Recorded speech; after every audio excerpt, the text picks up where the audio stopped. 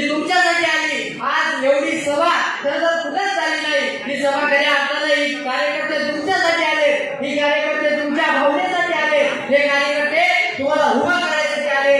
आज साहेब बाप तिकडे शेतात लागतोय, आज साहेब बाप तिकडे शेतात लागतोय, माय तिकडे शेतात निघाली आणि मी कार्यकर्ता म्हणून तुम्हाला उभा करायला आहे। मतदान म्हणजे साहेब मी शेतकऱ्याचा मुलगा आहे, ही तिसरी पिढी माझी तुमच्या सोबत आहे, तुमच्या खांद्याला खांदा लावून काम करण्याचं काम आम्ही करतो। एक गोष्ट तुम्हाला सांगतो, पैलवानाची नियमाची दोन शब्द संपवतो।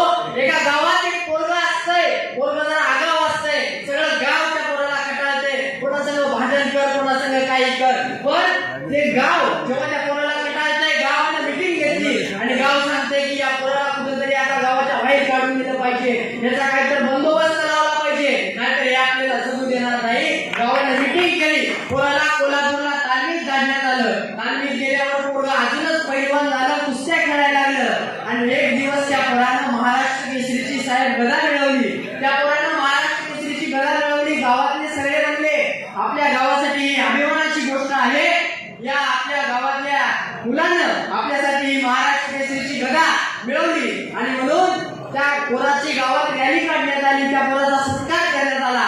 आता रॅली म्हणली का तिथं भाषण साहेब आले आणि म्हणून त्या मुलासाठी तिथं भाषण ठेवण्यात आले। गावातील सगळ्या ज्येष्ठ श्रेष्ठ मंडळींची भाषणं त्या ठिकाणी झाली आणि शेवटी त्याचा जायचं म्हणला की आपली सगळ्याची भाषणं झाली, आता या पैलवानाला बोलू द्या।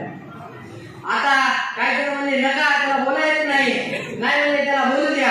त्याच्या हातात माईक दिला, त्यानं माईक घेतला आणि सांगितलं मला काही बोलता येत नाही, मी आयुष्यात महाराष्ट्र केसरीची गदा मी त्या ठिकाणी मिळवली, पण आता माझी एकच इच्छा आहे शेवटची की ज्या वस्तादाला मला मिळवलंय त्या वस्तादाला मला एकदा पाडायचं। सगळे म्हणले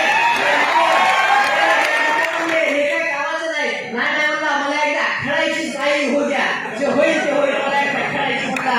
आणि म्हणून उद्या सकाळी गावकऱ्यांनी ठरवलं वस्ताद साहेब जरा आता वस्तादच असतो, पण वस्ताद जरा उतरत्या वयाला लागला होता आणि ठरल्याप्रमाणे कुस्ती झाली साहेब, आखाडे सगळे रंगले, सकाळी सगळ्या गावात जल्लोष झाला, उद्या कुस्ती उद्या कुस्ती उद्या कुस्ती आणि म्हणून उद्याची कुस्ती झाली। साहेब वस्ताद तुमच्यासारखा जरा रंगलेला होता,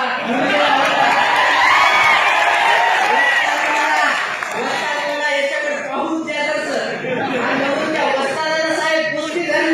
वस्तादानं कुस्ती धरली, जराशी कुस्ती खेळू गेली, कुस्ती रंगली, त्या वस्तादाने एक डाव टाकला आणि त्या डावात त्या कुस्त्याला मातीमोल करण्याचं काम त्या वस्तादाने केलं।